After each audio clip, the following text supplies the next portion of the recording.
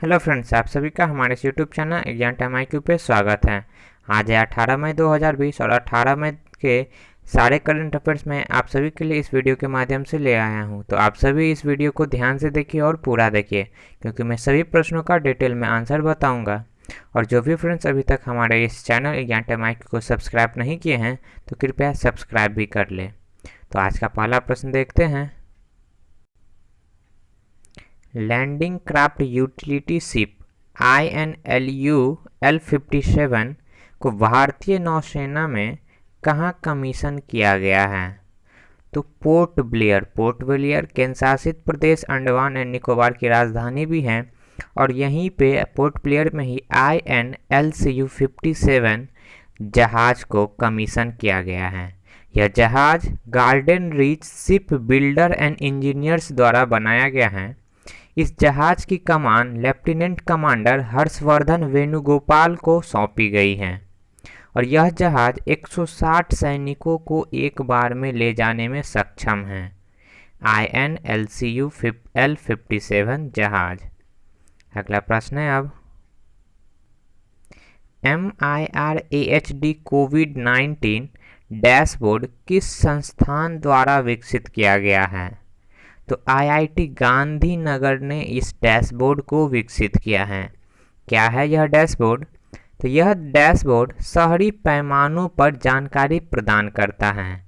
इस डैशबोर्ड के माध्यम से सामुदायिक संक्रमण को रोकने का प्रयास किया जाएगा। MIRAHD कोविड-19 डैशबोर्ड। अगला प्रश्न है अब, कोरोना वायरस के परीक्षण करने के लिए किस शहर में मोबाइल यूनिट की शुरुआत की गई है? तो दुबई में यह शुरुआत की गई है। दुबई संयुक्त अरब अमीरात में है। दुबई हेल्थ अथॉरिटी ने घनी आबादी वाले क्षेत्रों, विशेष रूप से श्रम शिविरों में मोबाइल यूनिट की शुरुआत की है, और इसी मोबाइल यूनिट से कोरोना का परीक्षण किया जाएगा। अगला प्रश्न है अब, रक्षा परीक्षण अवसंरचना योजना की लॉन्च की मंजूरी किसने दी है? तो यह मंजूरी केंद्रीय रक्षा मंत्री राजनाथ सिंह ने दी है।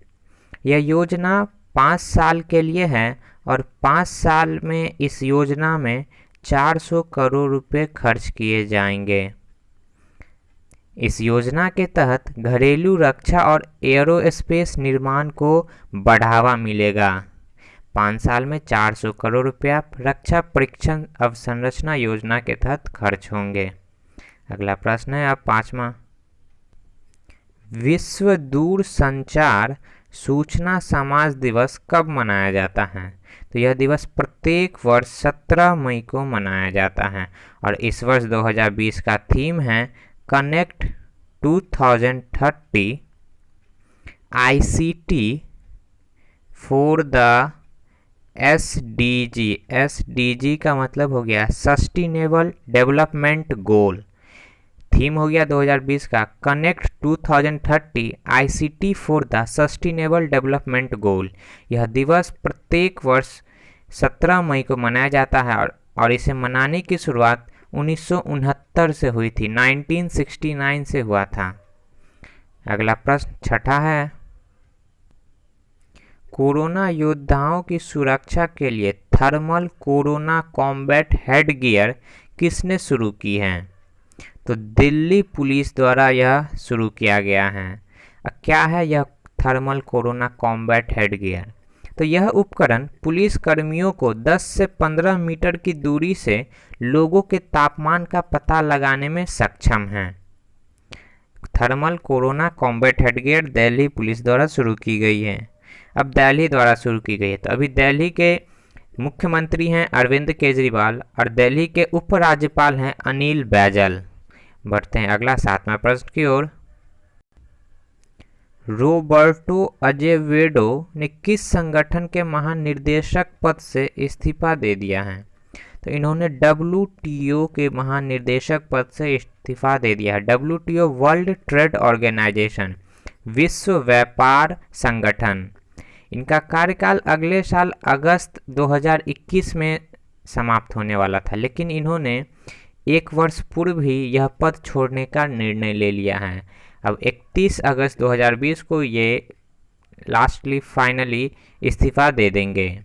अब WTO वर्ल्ड ट्रेड ऑर्गेनाइजेशन, तो वर्ल्ड ट्रेड ऑर्गेनाइजेशन का हेडक्वार्टर है जेनेवा में, जो कि स्विट्जरलैंड में है, और इसकी स्थापना हुई थी 1 जनवरी 1995 को। WTO का हेडक्वार्टर जेनेवा में है और WTO की स्थापना 1 जनवरी 1995 को हुई थी। अगला प्रश्न देखते हैं 8वां।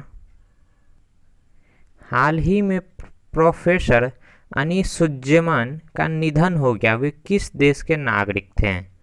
तो प्रोफेसर अनीसुज्जमान बांग्लादेशी थे, बांग्लादेश के नागरिक थे। इन्होंने बांग्लादेश की ओर से भाषा आंदोलन में भी भाग लिया था। ये एक एक्टिविस्ट भी थे और इन्हें बंगाल साहित्य और पद्म भूषण से भी सम्मानित किया गया था। अब इनकी मृत्यु 83 वर्ष की अवस्था में बांग्लादेश में ही हो गई है। अगला 9वां प्रश्न देखते हैं।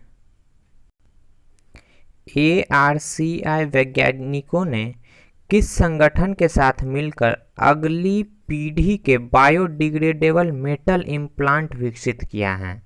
तो इन्होंने SCTIMST के साथ मिलकर विकसित किया है अगली पीढ़ी के बायोडिग्रेडेबल मेटल इम्प्लांट।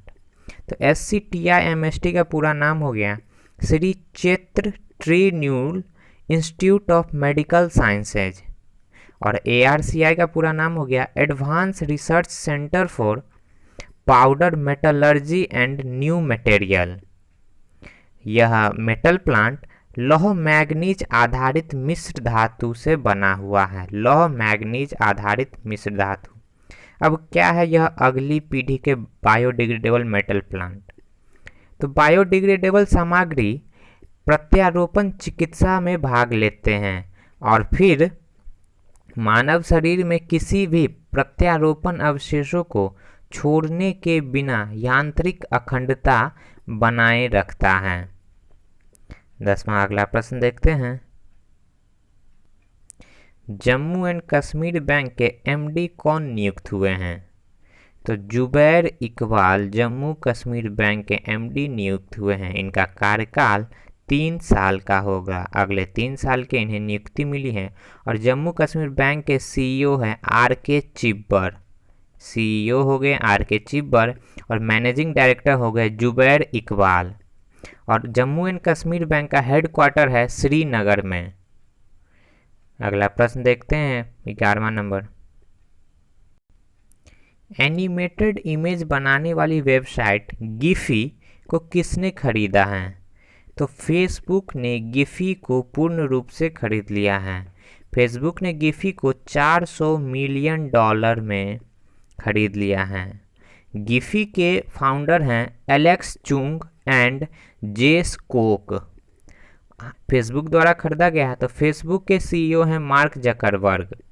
फेसबुक का हेडक्वार्टर कैलिफोर्निया में है और फेसबुक की स्थापना फरवरी 2004 में हुई थी।